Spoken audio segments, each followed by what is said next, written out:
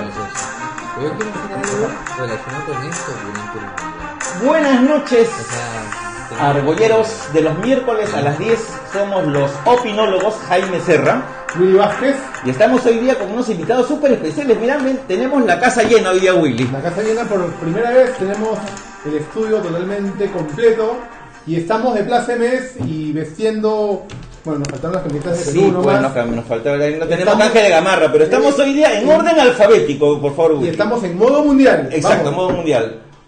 Jaime Cordero, Ana Paula Franco y Hugo Ñopo. Ellos son los autores de este libro que se llama La Fórmula del Gol. Y hoy día nos van a contar precisamente cuál es la fórmula para que Perú, por favor, clasifique a la segunda ronda, pasamos a cuartos, no sé. Hacemos la ¿Qué primera hacemos? ronda ya bastante, ¿no? Y encima sin Guerrero, ¿no? Exacto, ¿no? Bienvenidos, gracias por estar por aquí, bienvenidos a este espacio. Y la idea es, bueno, conversar un poco del libro, de las proyecciones y de qué va. A ver, cuéntanos, ¿quién quiere empezar? Bueno, yo primero quiero felicitarlos porque la verdad el libro lo compré ayer, como a las 2 de la tarde más o menos, y a las 6 ya me lo había terminado de leer.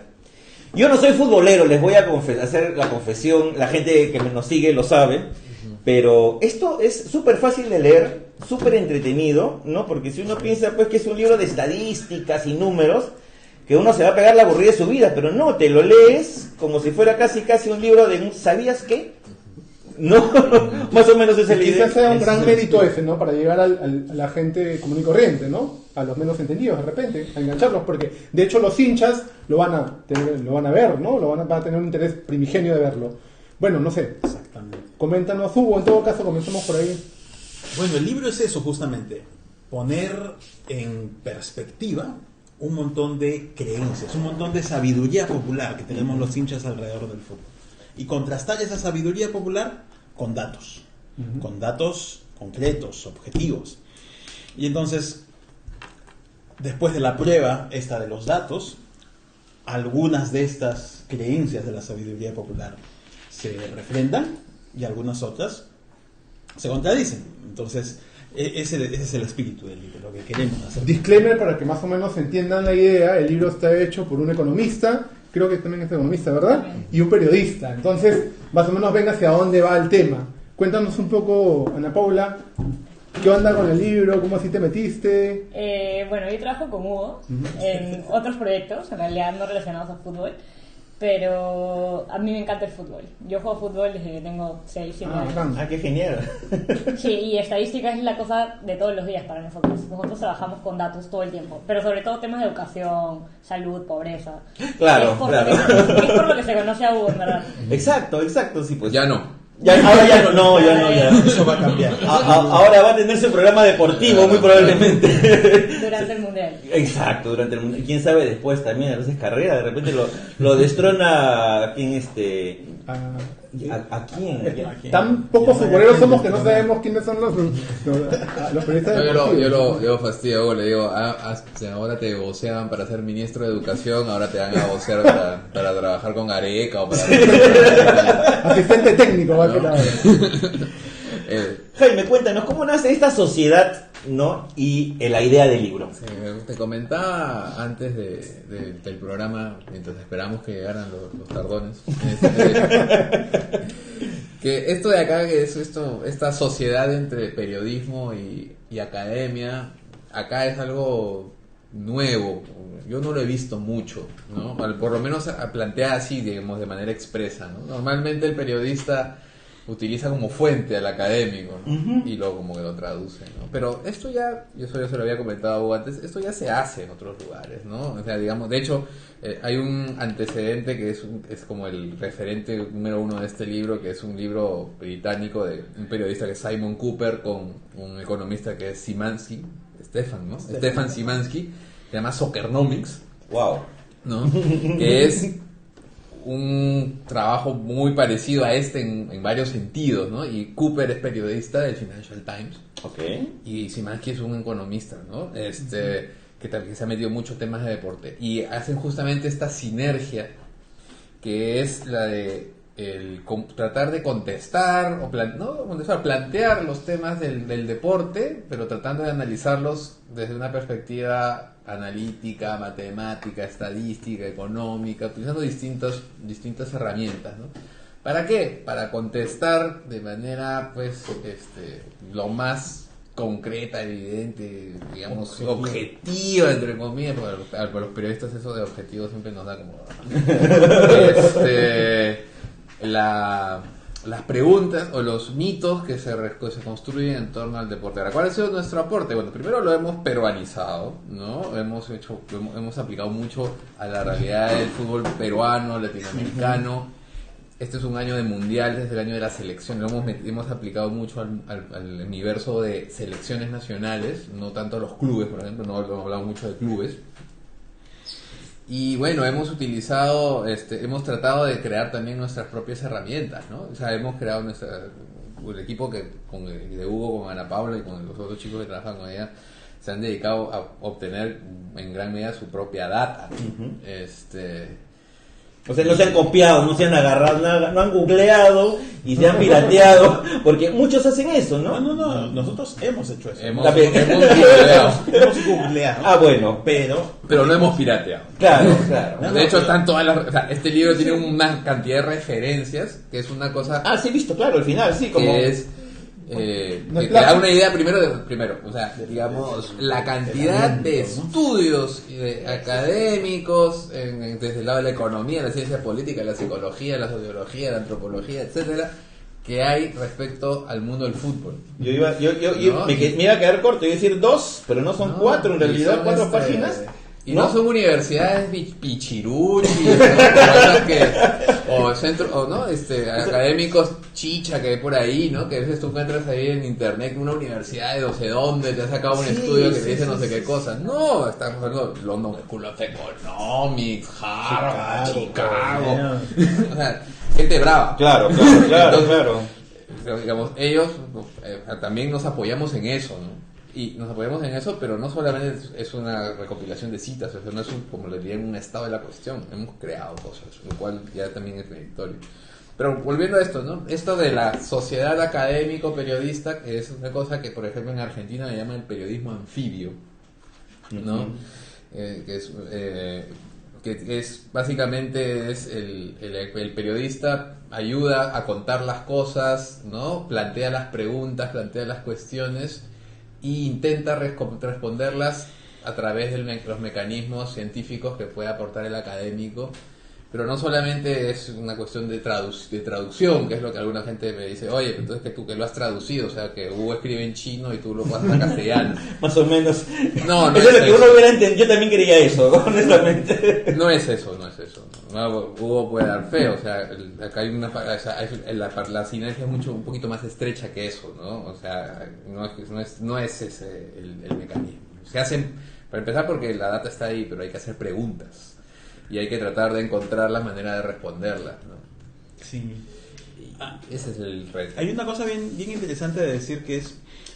¿Cuál es el significado de una coautoría? ¿Qué significa ser coautores? Ser coautores significa llegar a un resultado al cual ninguno de nosotros independientemente hubiera podido llegar. Que trabajando juntos, de manera complementaria, hemos podido hacer eso. Entonces el resultado es una sinergia, una cosa súper aditiva.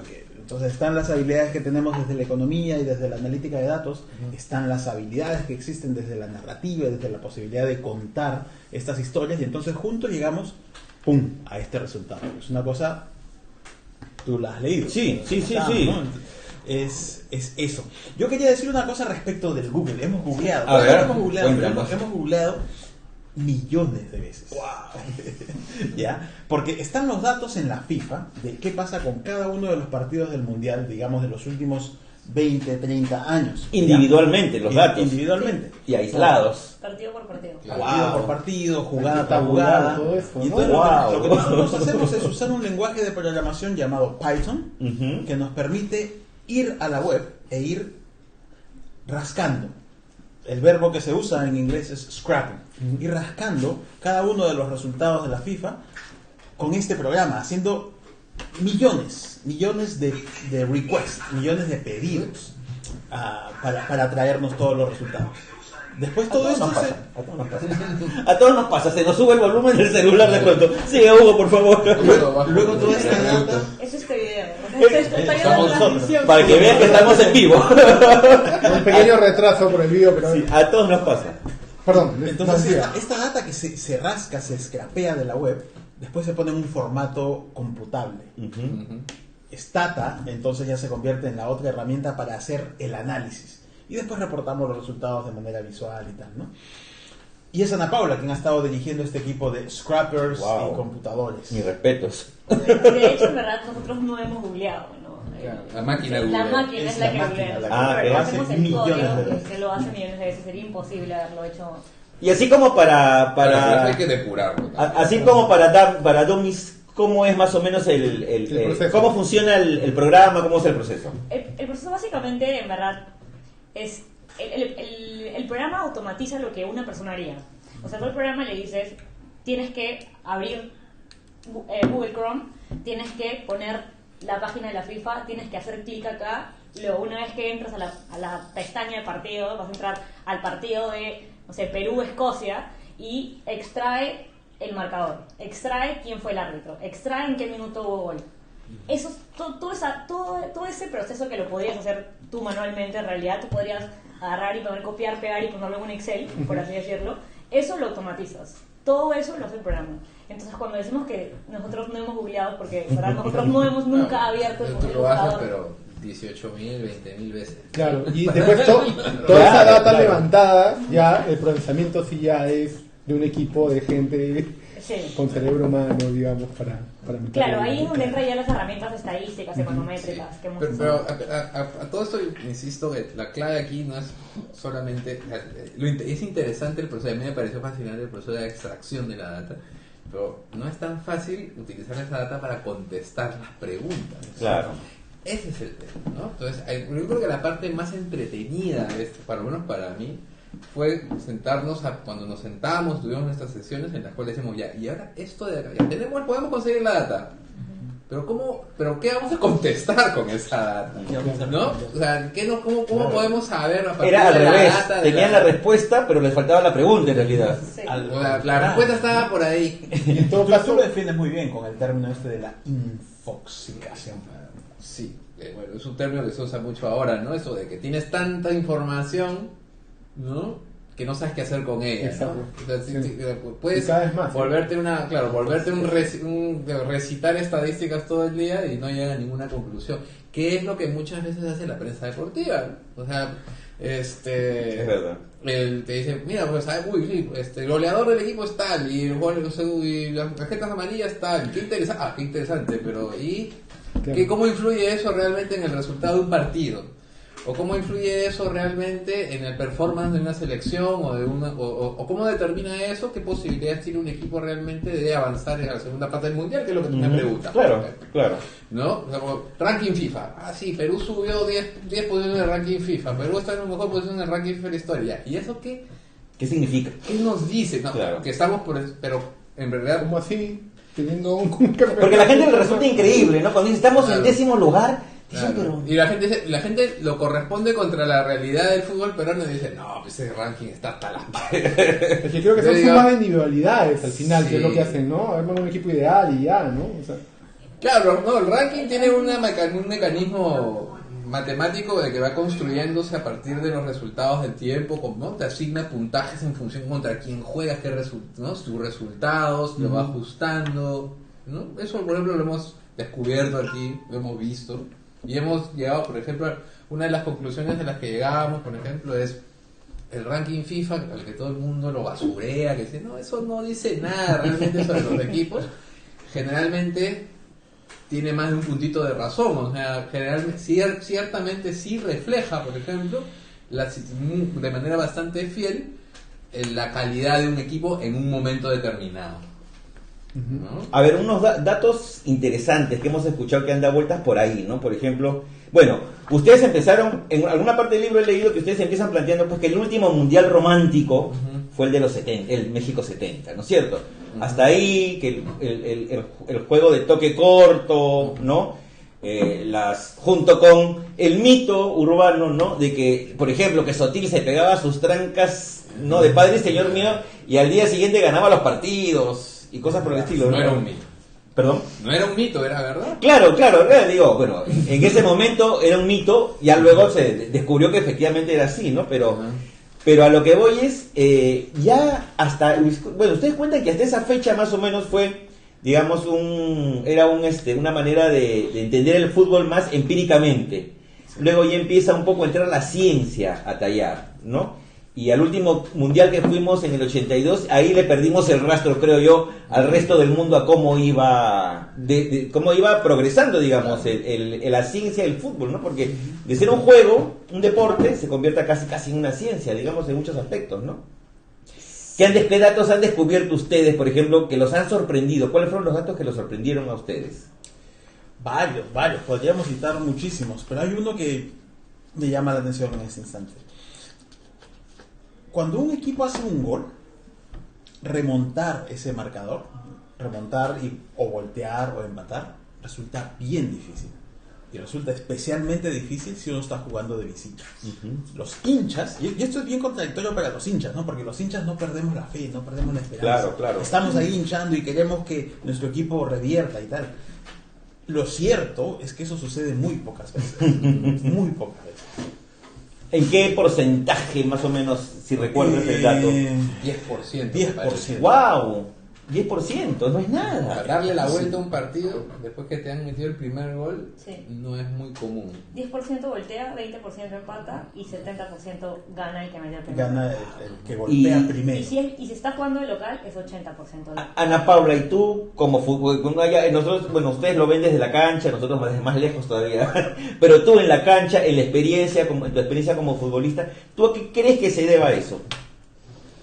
Cuestión psicológica, No hay explicación matemática anímica. para eso. Debe ser cuestión, yo creo que es cuestión anímica. Cuestión anímica. Meter un gol definitivamente te levanta, te sube los ánimos. Claro. Es como también estas cábalas que tienen los futbolistas, que también es una cosa, pues, ¿no? Que va un poco de la mano con eso, ¿no? Con las creencias que a uno creen que eso le da más poder, más, digamos, predisposición, una más positiva para hacer las cosas, ¿no? Después, el rango de los 6 minutos, por favor. Ese es otro dato que también ha causado sensación en las redes, me parece. La regla de Titín. Esa. Sí, que la que todo el mundo se vacila, ¿no? Que sale, pero incluso el mismo Titín, ¿no? Los 6 minutos, que es que esta hipótesis de que una vez que has metido un gol, que un equipo ha metido un gol en un partido, hay una ventana de tiempo de alrededor de 6 minutos, ¿no? En la cual las probabilidades de que se produzca otro gol aumentan, ¿no? Es muy probable, o es altamente probable, que después de que caiga un gol, caiga otro inmediatamente. Así como es el contragolpe, le dicen algunos, ¿no? Yo Pues, he escuchado, no sé, como no soy futbolero, van a usted disculparme por todas las burradas que digan y me las corrigen porque quiero aprender hoy día. Puede ser a favor o en contragolpe. contra. Puede ser el contragolpe o puede ser Un segundo gol. golpear al ya herido.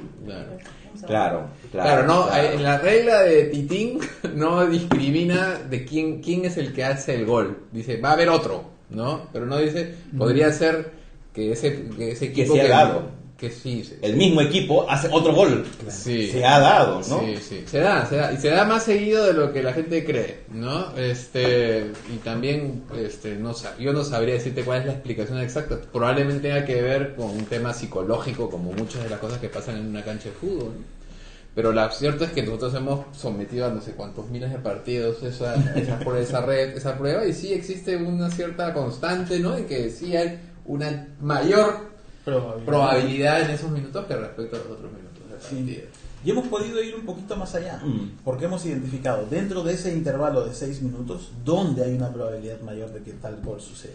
Y sucede entre el segundo y el tercer minuto, donde la probabilidad es más alta. Y hay unas diferencias continentales que también son interesantes. En Europa, si es que un equipo hace gol, lo más probable es que el gol que venga, el siguiente, sea del mismo equipo que hizo el primer gol. El golpearle al herido, como decía. Mientras que en Conmebol, aquí en Sudamérica, sucede exactamente lo contrario. Si un equipo hace gol, el gol más probable de suceder en esta ventana es del equipo que recibió un gol. El contragolpe. Claro. Increíble, ¿no? Ahora, las diferencias... la causa es un misterio. Sí, es un misterio. Eso es más difícil. Ya determinar qué tipo de... Claro, necesitas un equipo multidisciplinario ya para poder averiguar. claro, ¿no? Hoy es un misterio. Con astrólogos incluidos y adivinadores. Hoy Con es un astrólogos. misterio, También, claro. pero el ritmo al que viene avanzando este cuerpo de conocimiento de Sports Analytica Ujú. va a tener una respuesta pronto, porque se están haciendo los estudios. Por ejemplo, se hacen estudios para medir cuánta testosterona segrega cada jugador Wow. antes de entrar a la cancha, antes y después de entrar a la cancha, o después de salir de la cancha.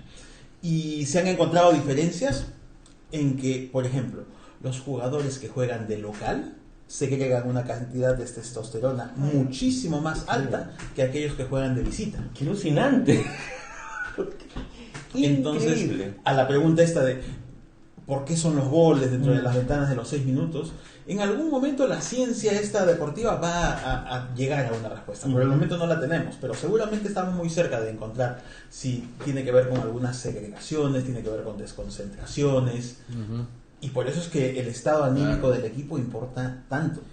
Sí, y es interesante que lo menciones. O sea, en realidad esta disciplina está aumentando, está creciendo muy rápidamente, se está trabajando mucho en eso y cada vez se mide más cosas de los futbolistas, ¿no? O sea, ustedes, no sé si no son futboleros, pero alguna vez habrán visto, por ejemplo, en algún partido que ahora pues los futbolistas juegan con una especie de brasier algunos, Sí, ¿no? es verdad. Con una especie de... Bueno, ahí están todos los sensores, ¿no? En los entrenamientos, por ejemplo, les colocan esto, o sea, ya les miden ritmo cardíaco, les miden un montón de cosas. Cuántos kilómetros corren en la cancha, cuál es la velocidad máxima, el pico, cuánto, etcétera, ¿no? La aceleración, el ritmo de la respiración, gasto calórico. Entonces, los entrenadores de fútbol de ahora, sobre todo los profesionales de alto nivel, tienen una cantidad de data para analizar respecto a cómo se comportan los jugadores en la cancha que desborda completamente lo que nosotros podríamos tener acá, ¿no? O sea, nosotros hemos raspado un poco nomás la superficie de los datos y de hecho una de las cosas, por ejemplo, que se menciona en otro libro, por ejemplo, que salió hace poco, en el Beto Jara, por ejemplo, que habla sobre un poco cómo se trabaja en la selección. Dice, nosotros teníamos tantos datos que tuvimos que centrarnos en unos cuantos. Claro, ¿no? claro. Pero esos datos te permiten a ti tener una idea muy grande, muy amplia acerca de todo lo que pasa en un campo de fútbol, ¿no? Y como siempre, cuando tienes datos, puedes establecer estrategias, que es lo que ha pasado en la liga con Para eso Gareca, sirven ¿no? los datos. Claro, ¿No? para eso sirven los datos. ¿no? Sirven para un entrenador, sirven para muchas cosas. No sirven, por ejemplo, para determinar quién tiene que marcar a quién, por ejemplo. Claro. ¿No? Quién tiene, o cuántos minutos le puedes dar a un jugador, ¿no? Es lo mismo cuando se habló sobre la polémica de Claudio Pizarro, a Gareca le quedó, lo primero que dijo, yo no, necesito gente que me pueda rendir tanta cantidad de minutos, ¿no? Un tipo que me puede jugar 35 minutos no me sirve, ¿no? Y eso lo tienen medido. Eso saben, o sea, digamos, el jugador, cuánto, su pico de rendimiento dura tanto, ¿no? Su velocidad máxima es esta, entonces yo lo puedo poner a marcar a Cavani, por ejemplo, porque Cavani puede desarrollar este pico y lo puede alcanzar, altura en el salto, cosas así. Entonces la cantidad de datos es impresionante, ¿no? Sí, ustedes han logrado determinar, por ejemplo, que es lo que están diciendo ahorita, que la moral del equipo juega también, Sí. su partido aparte. Y también lo hemos tratado de medir. También. También hemos tratado de medir, por ejemplo, si es verdad ese tema de, por ejemplo, si Perú, por ejemplo, es un equipo que tiene pues una fortaleza mental alta, baja, ¿no? Media. Si es verdad, Depende, ¿no? si es verdad eso de que los peruanos nos tiramos al piso ante la adversidad, también esa es parte de la gracia, ¿no? O sea, que todo eso es intuición. Para el hincha pelotero peruano y del mundo en general, todas esas son intuiciones.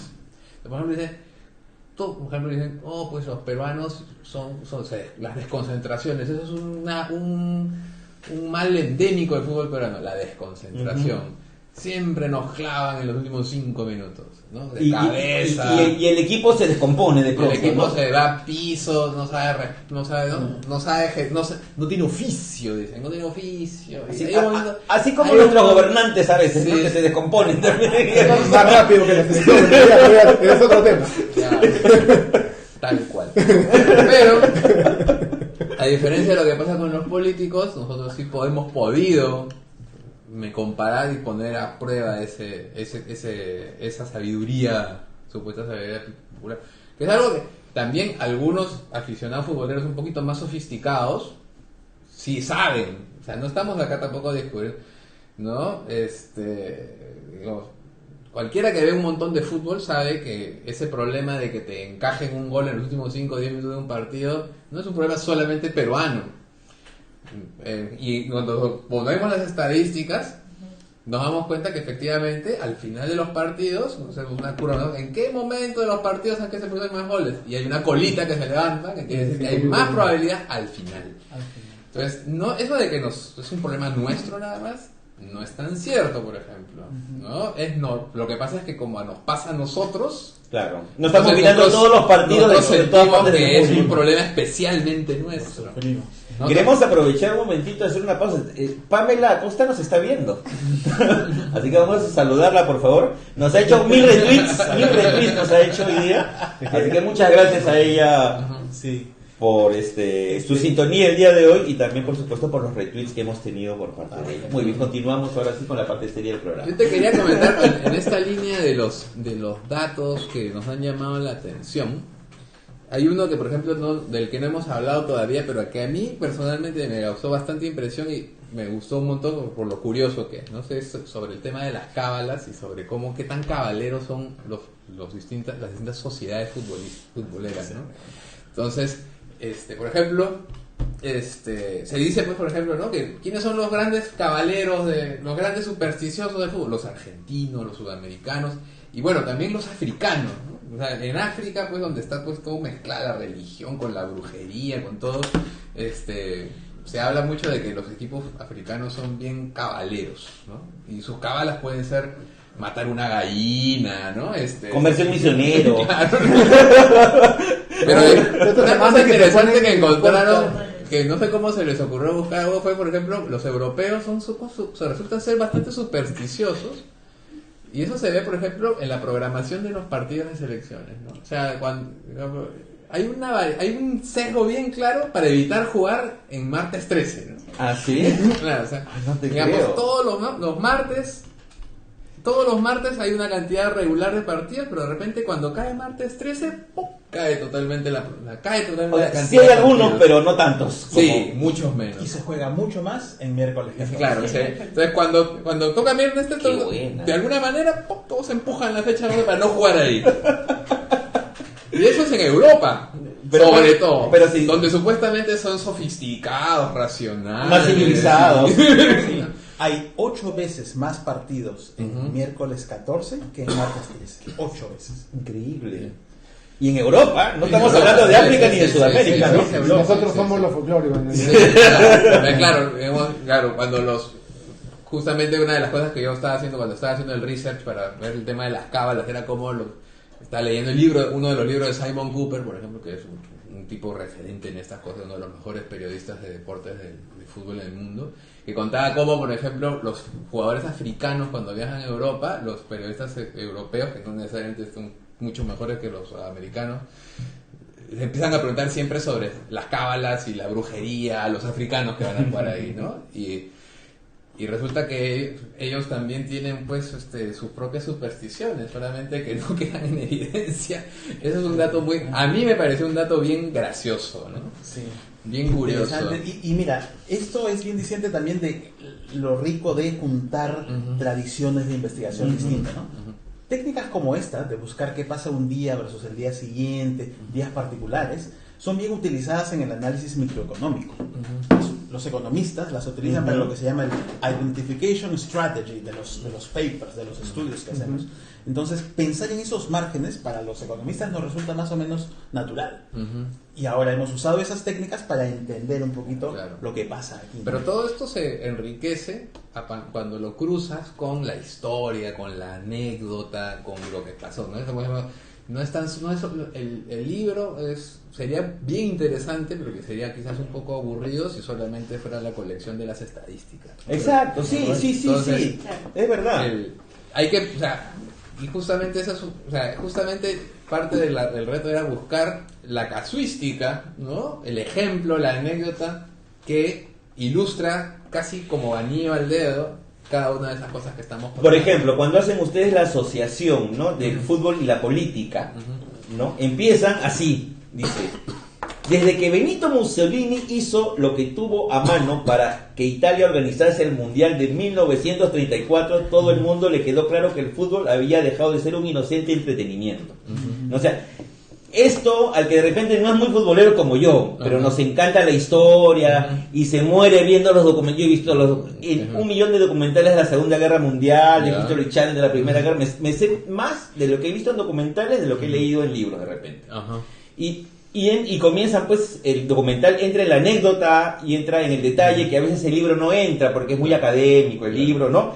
Y se centra en datos precisos, ¿no? Y rigurosos. Pero, por ejemplo, ¿no? Esto no lo había leído yo, por ejemplo, en ningún sitio, ¿no? Que Benito Mussolini, ¿no?, hizo lo posible, ¿no?, para que el Mundial de 1934 se juegue en Italia, como Putin hizo lo posible para que se juegue el Mundial. Bueno, no hizo solamente lo posible, hizo lo imposible. Lo imposible también, ¿no? Entonces, cómo se utiliza la política también. Y para ganar el Mundial, te cuento, para completar la anécdota, ¿no?, para ganar el Mundial, para tratar de asegurar ganar el Mundial, Mussolini creó una ley para poder nacionalizar a un montón de jugadores sudamericanos que le llamaban a partir de ahí los Oriundi, ¿no? Los Oriundi, que venían básicamente de Argentina, ¿no?, como el Mumo Orsi, porque fue la gran figura de ese Mundial, ¿no? Para poder hacerlo jugar por Italia, ¿no? Y bueno, nada, ese Mundial fue el primer Mundial político, ¿no? En una época, una senda que luego sigue su compadre Hitler en los Olímpicos de los años después, ¿no? En el 36, claro, bueno, claro. Ese tipo de cosas son las que aporta también, pues, esta sinergia, ¿no?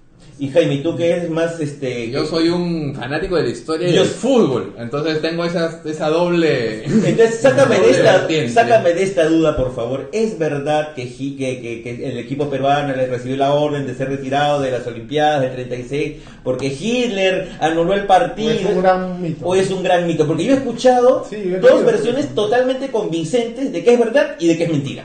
Bueno, es el gran mito fundacional del mundo del fútbol peruano. Entonces no se puede desmentir. Es como pero ya decir sea que no ocurrió, ¿cómo se llama? Que la leyenda de Manco Cápac y Mamaolio no es cierta. Sí, más o menos es eso. Pero efectivamente lo que ocurrió, o por lo menos lo que se sabe, es que el presidente Benavides ordenó el retiro del equipo porque se ordenó que se repita ese partido entre Perú y Austria, con ¿no? Austria, ¿no?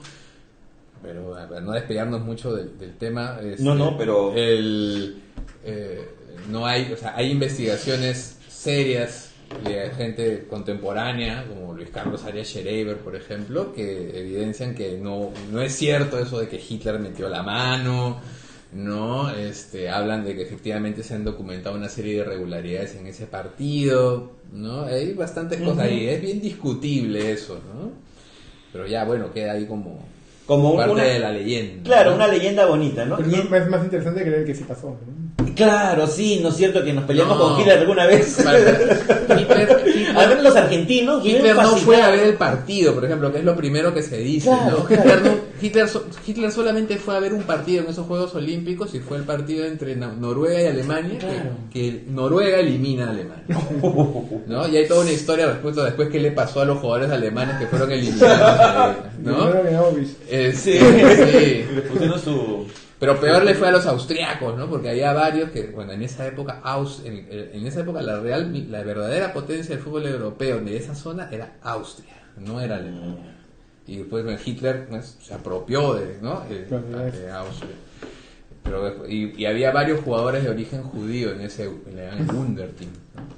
Y a esos les fue muy mal. Pero bueno, ya son otras cosas. Para equilibrar la conversación hemos estado en el lado histórico, deportivo, periodístico. Ahora vamos al lado económico, ¿no?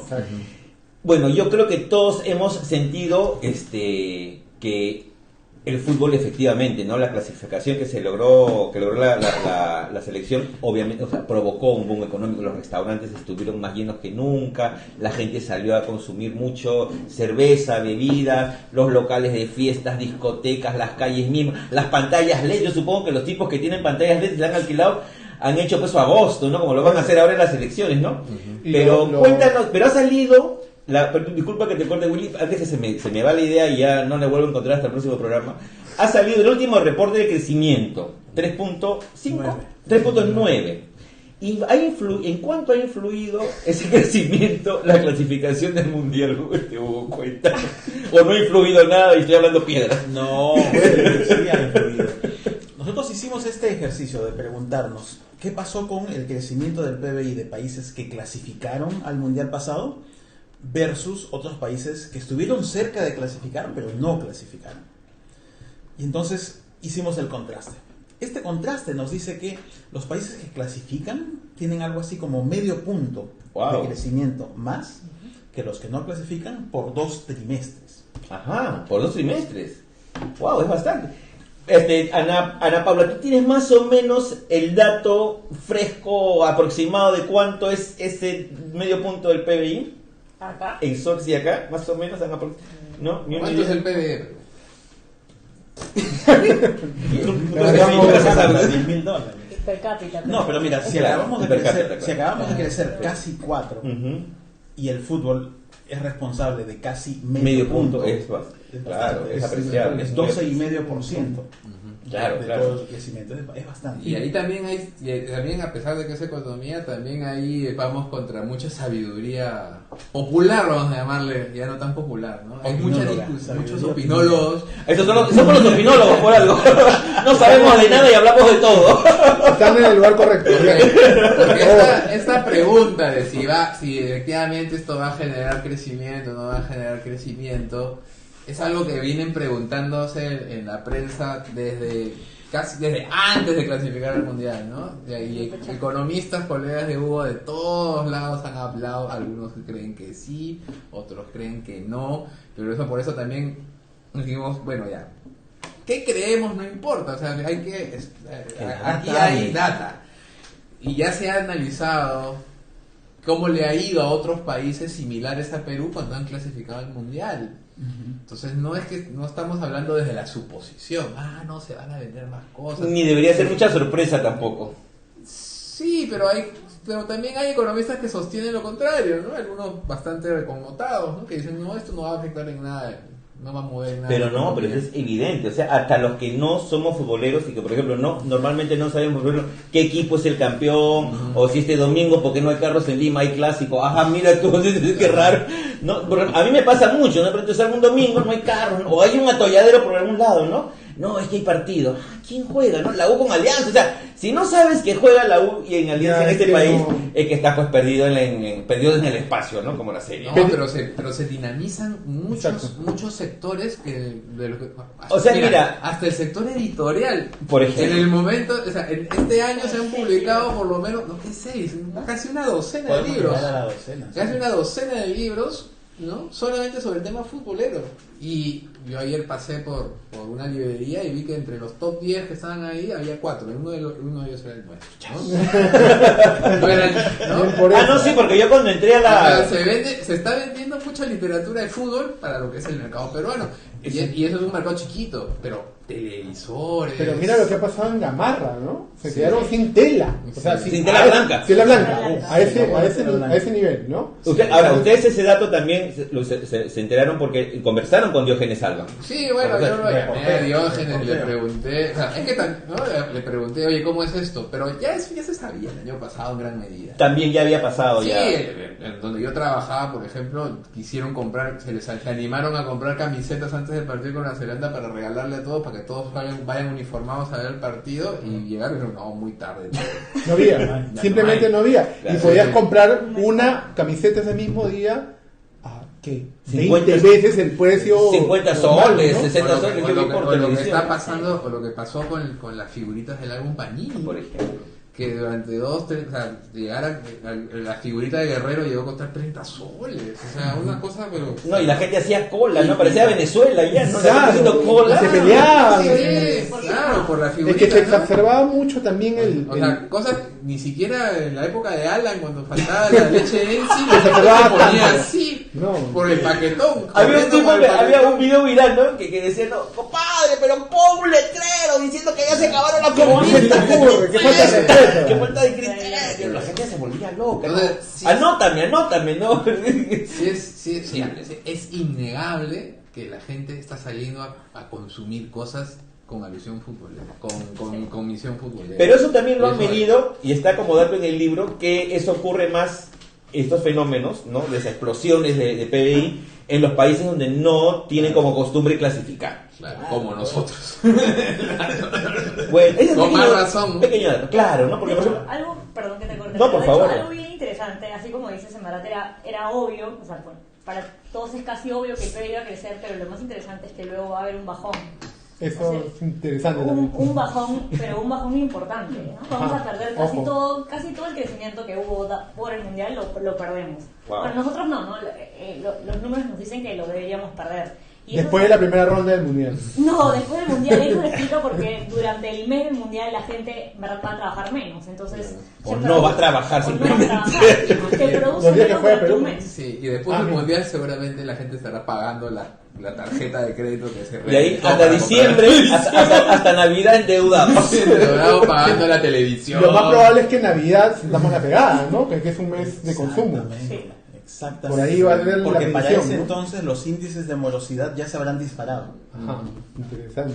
O también para fiestas patrias, que está ahí al mes nomás porque la gente, bueno, viaja en fiestas patrias, por ejemplo, ¿no? O sea, bueno, o sea, hay gente que regresa, de que trabaja en Lima, que regresan a sus provincias, ¿no? A sus ciudades, a visitar a su familia, aprovechando el feriado largo, ¿no? Pero el que no tiene familia y salía por vacaciones solamente, ¿no? Con su familia, utilizando clic, la tarjetita, ya no le va a dar la tarjetita. Y la falta de productividad también, que va a ser evidente, pues, ¿no? O sea, uno va a llegar a oficinas donde simplemente nadie te va a hacer caso, ¿no? Sí, claro. Y ni si te ocurra hacerlo un día que hay partido, una vez que hay partido Perú con Francia. Lo más probable es que sean feriados nacionales los días de los 4 partidos, ¿verdad? Bueno, ya en el Congreso se están preparando para no trabajar. Ya tienen Por lo menos, ya tienen su televisor. su televisor. Friobar. Friobar. Friobar es fundamental. Fundamental, Sí, ¿no? porque los Claro. partidos son a las 10 de la mañana, 10, 11 de la mañana, Claro. un martes, un jueves, no, un sábado, pero luego un martes, un jueves. Y la supercomputadora es para proyectar desde ahí, ¿no? En la pantalla de votaciones se van a... Sí, he visto el meme. Yo quería hacer una pregunta ya a toda la mesa. Entonces, con este libro, con la investigación, con la data que tienen, ya se puede responder la pregunta que todo peruano quiere hacer si se hace siempre. ¿Matemáticamente es posible? ¿Qué? ¿Qué? ¿Qué cosa es posible? Pasar a octavos, pasar a cuartos. ¿Hasta dónde podemos llegar? O sea, no, yo me refería un poco, ya estamos en el mundial, digamos que ya, para muchos, ya. ya hicimos. somos campeones mundiales. Ya estamos, ¿no? Bueno, no sé, no creas. Yo hace un tiempo escribí en la revista donde yo escribo que es H, una columna diciendo eso. Ya, nosotros ya lo conseguimos. Todo lo que viene es como yapa. Ya, pues no, claro. Y me ¿No? trolearon como una vez. Bueno. Me trolearon al oeste. Me dijeron, ¿por qué dices eso? Todo es posible. Pero vamos no. por el mundial. Vamos por la copa es nuestra.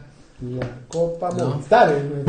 A ver, llegaron los comentarios de los futboleros entendidos para sacarnos, por favor, pedimos auxilio, el auxilio está llegando. A ver, dice Miguel Ángel Junco Vázquez, el equipo peruano ha mostrado reacción, dice, las estadísticas lo dicen y eso habla de un buen trabajo. Se perdía 2-0 con Venezuela, ¿no? Y se empató. Se perdía con Paraguay en Asunción y se ganó 4-1. Se ganó con Ecuador de visitante. Se perdía con Colombia y se empató. Eso no ocurría desde hace 35 años. Sí, bueno, eso es parte del análisis que hicimos justamente cuando hablamos sobre el tema de la solidez mental del equipo peruano, ¿no? Porque, por ejemplo, una de las cosas que se afirma es que Gareca ha fortalecido este plantel anímicamente, ¿no? Y se habla mucho también, por ejemplo, de su trabajo de su psicólogo, Márquez, ¿no? Entonces, bueno, hay que medirlo, pues, ¿no? Y sí, efectivamente hay una mejora en esos indicadores que tienen que ver, por ejemplo, con la respuesta a la adversidad, ¿no? O sea, si te meten un gol, te meten 2 goles, y no te dejas que te metan un tercero, sino que más bien puedes remontar. O, por ejemplo, jugar de visita frente a una hinchada hostil, pero no, sí, ¿no? Es lejos de casa y poder sacar buenos resultados, nos parecen buenos indicadores de, bueno, de que tu de que tu mente está bien enfocada al objetivo y tal y cual. Pero Sí. también hay algún indicador que a mí me preocupa bastante de cara al Mundial, que es, o sea, Perú ha remontado varios resultados. Y yo digo, ¿pero por qué ha remontado tanto? Porque lo han encajado primero. O sea, ha salido... Los primeros 15-20 minutos de la cancha para Perú han sido, en general, pobres. Lo cual habla de un equipo que se demora mucho en enchufarse en la cancha. Y en un nivel de mundial, tú regalas los primeros 15 minutos, está con 0 abajo y se acabó. O sea, Francia nos puede hacer 2 goles en los 15 minutos y después nos enfocaremos todo, y por ahí hacemos uno, quién sabe. Entonces, ese por ejemplo, ese ingrediente que es salir enchufados del minuto 1 y jugar el partido del minuto 1 a full, es una cosa que todavía yo no he, por lo menos, yo no veo como aficionado, como observador, no he visto, y las estadísticas también lo corroboran. Ana Paula, te tengo que preguntar a ti, entonces ella que conoce al monstruo de dentro, ¿cómo se hace para salir enchufados del primer minuto en un Bueno, él partido? también es pelotero. Ah, también, claro. ¿Cómo se hace? ¿No?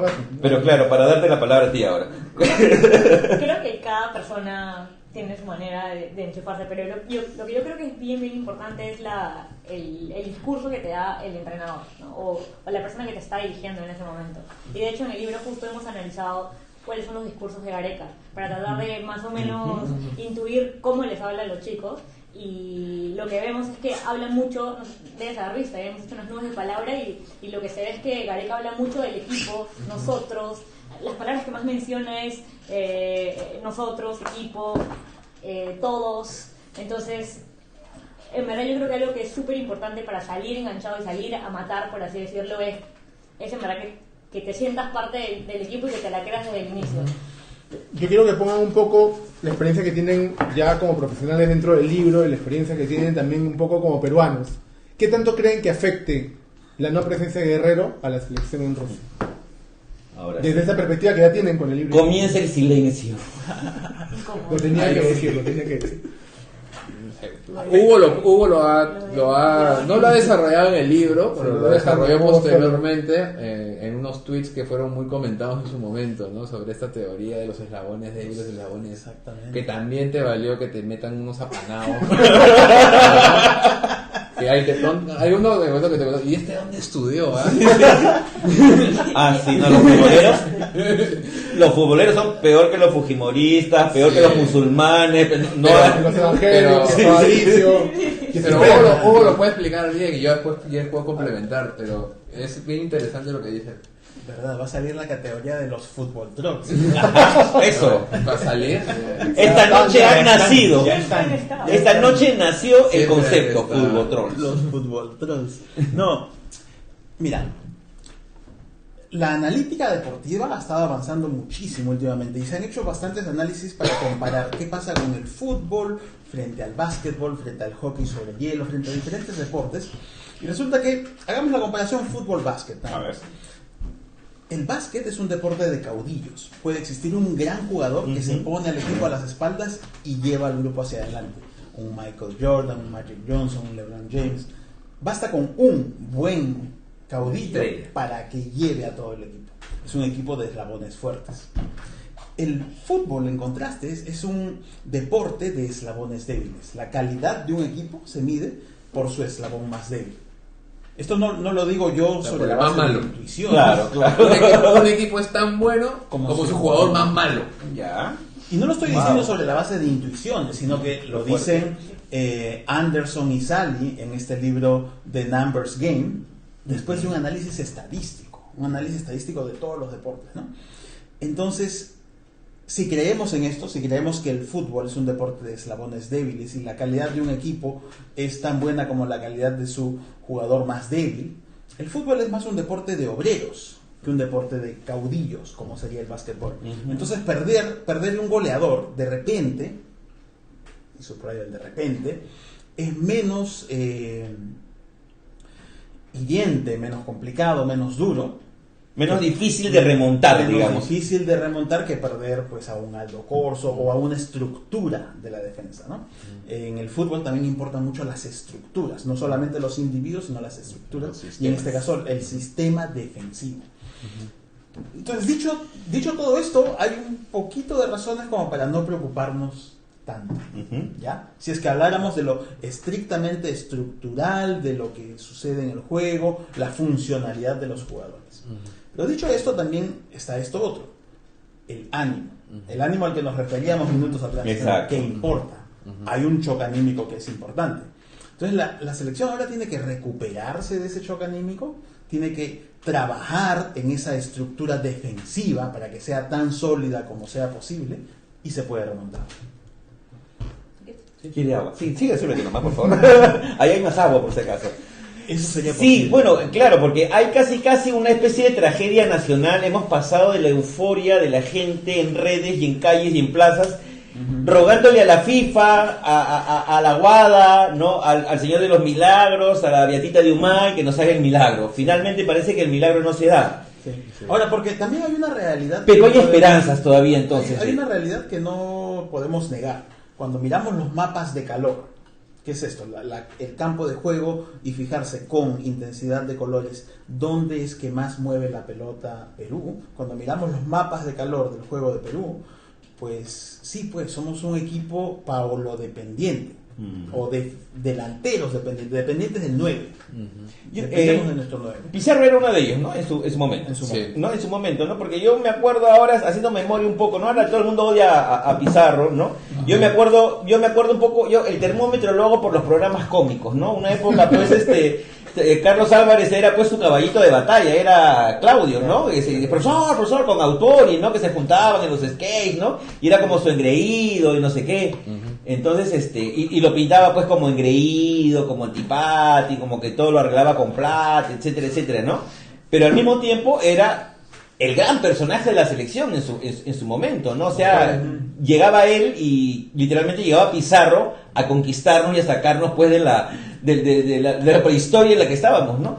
Y ahora con Paolo parece casi que ocurre lo mismo, ¿no? Siempre dependemos de un caudillo que nos viene a salvar, que nos viene a sacar y ahora pues... Bueno, ese ha sido básicamente el gran problema, uno de los grandes problemas de la selección peruana en los últimos 30 y pico años, ¿no? Depositar nuestras esperanzas en uno o dos jugadores que por ahí siempre hay, que están por encima de la media de rendimiento, que tienen éxito en Europa. Pero tú sabes que yo he escuchado algo parecido, ¿no? Esa misma crítica que tú haces con respecto a Messi en Argentina, por ejemplo, en alguno de los programas argentinos de fútbol, que hay tantos por allá. Bueno, pero Messi, o sea, el problema de Messi encaja perfectamente en la definición que hace Hugo de cómo es de qué es el fútbol. O sea, el Messi en el Barcelona es lo que es, ¿no? En gran medida porque todo el equipo... O sea, ¿cuál es el eslabón Yo débil entiendo del también Barcelona? eso, ¿no? No hay o sea, en cambio en Argentina encuentras varios eslabones débiles. O sea, hay varios jugadores, yo creo que varios jugadores del medio campo para atrás en Argentina, porque Argentina arriba tiene potencia, pero del medio campo para atrás hay varios jugadores argentinos que serían equiparables a los peruanos o incluso por debajo, ¿no? O sea, empezando por el arquero, ¿no? Lo acaban de perder, ¿eh? Claro, que Chiquito Romero Sí, se ha lesionado, ¿no? Ya no juega... se ha lesionado, ¿no? Hay varios ahí que no, entonces, claro, ¿por qué Argentina no da ¿por qué Argentina no da el salto, pues, al ponerse a la altura de Messi? Porque Messi no juega solo, pues. Lógico, es un... Y eso es muy ahora, alguien dirá, pero Maradona sí sacó campeón a Argentina, ¿por qué Messi no puede? Bueno, hay que matizar. O sea, yo no creo, o sea, Maradona no jugaba solo, ¿no? En ese equipo jugaba el Cabezón Ruggeri, jugaba Checho Batista, jugaba Valdano, jugaba Burruchaga, cracks. No, ahorita Argentina no tiene a nadie como el Cabezón Sí, Ruggeri. claro. Entonces, No hay equipo. ¿no? Pero claro, si a eso le sumas el genio, claro, ahí es donde el fútbol pues florece, pues ya se convierte ya no en una cosa, pues ya deja de ser ajedrez, ¿no? Y se convierte en algo un poquito más bello, estéticamente bello, ¿no? Porque los genios aportan ese desequilibrio, ¿no? Ahora, también puede pasar, ¿no? Que un equipo juegue increíble y pierda, ¿no? O sea, la estadística no es futurología, pues no es astrología, ¿no? Eso te da tendencias. da tendencias y tampoco es que mida todo, justamente. Sí. Es el espacio para la genialidad, para lo inesperado, siempre. Sí.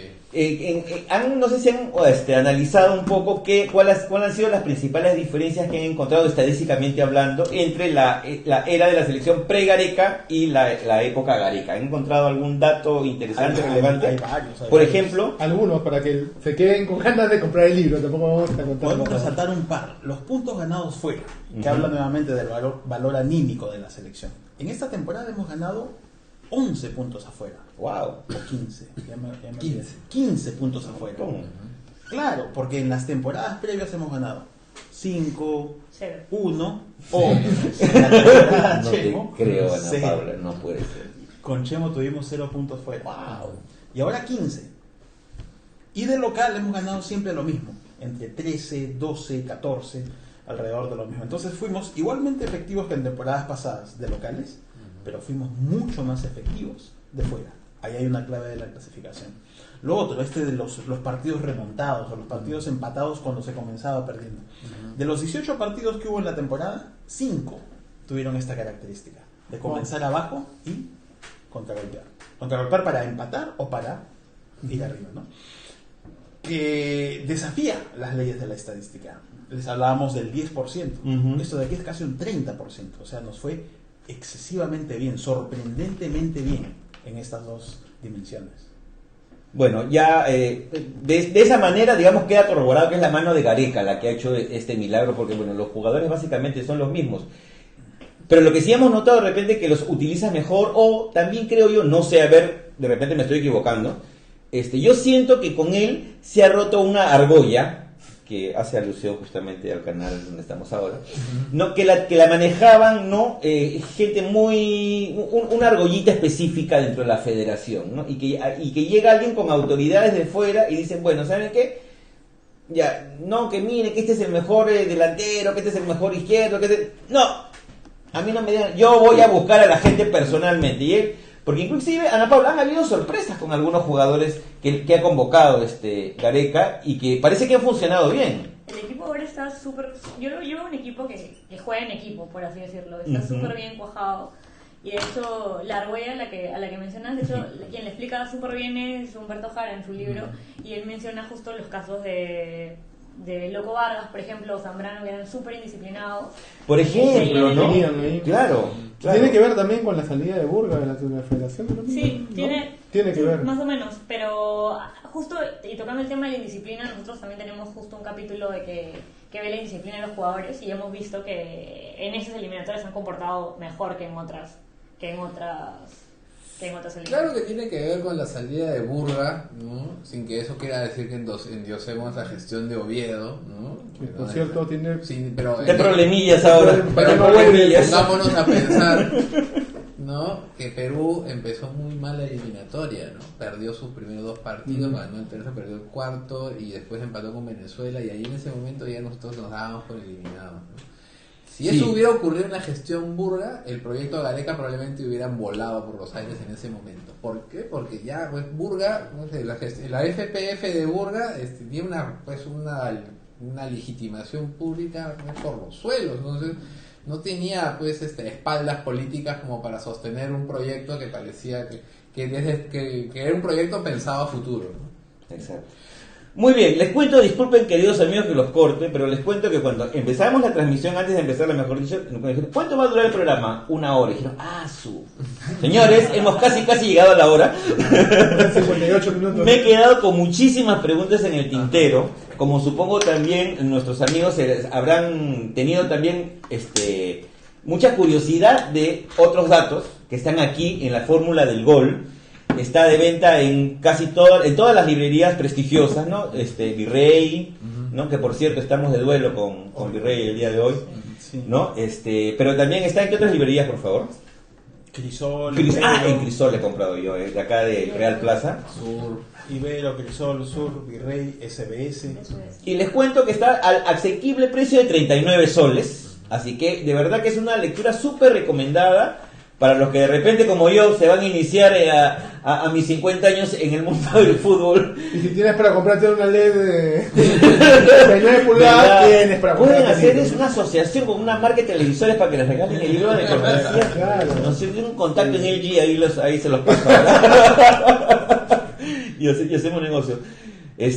Bueno, Pamela pide que saludemos a Edith Santiago. por favor. Las cámaras. Bueno, Edith, pues. Para el señor Jaime era ¿cómo se llama? La sugerencia. La sugerencia. Saludos, Edith. Muy bien. Bueno, Muchísimas gracias por venir, gracias, A usted, de verdad, muchas gracias. auguramos muchos éxitos al libro que ya lo está teniendo. Por favor, corran a comprarlo, amigos. Y nada, así estamos entrando de alguna forma a tocar otros temas, no se pueden quejar, amigos. modo fútbol estamos ahora. Modo mundial. Ya no nos aburrimos con los antipáticos de los candidatos. Mentira, no me escuchan, ya no viene ninguno. Con los encantadores candidatos que nos visitan cada semana. Ni con los periodistas también y otros opinólogos que pasan por aquí. Hemos tenido el gran placer de tener hoy día a Hugo Ñopo, a Ana Paula Franco y a Jaime Cordero, coautores de La Fórmula del Gol. Así que ya saben, no se lo pueden perder y va a ser un bonito recuerdo, sobre todo para mí que hoy día me lo van a autografiar antes de ir. Así que muchas gracias, amigos, y será entonces hasta el próximo miércoles, Willy. Hasta el próximo miércoles, como siempre, los opinólogos a través de Argolla TV. Peguen este video, compártanlo. Si hay alguien que no le gusta el fútbol, les va a gustar después de este video, como nosotros dos, por ejemplo. Así que sigan compartiéndolo para poder llegar a más gente. Gracias por estar ahí. Nos vemos el próximo miércoles.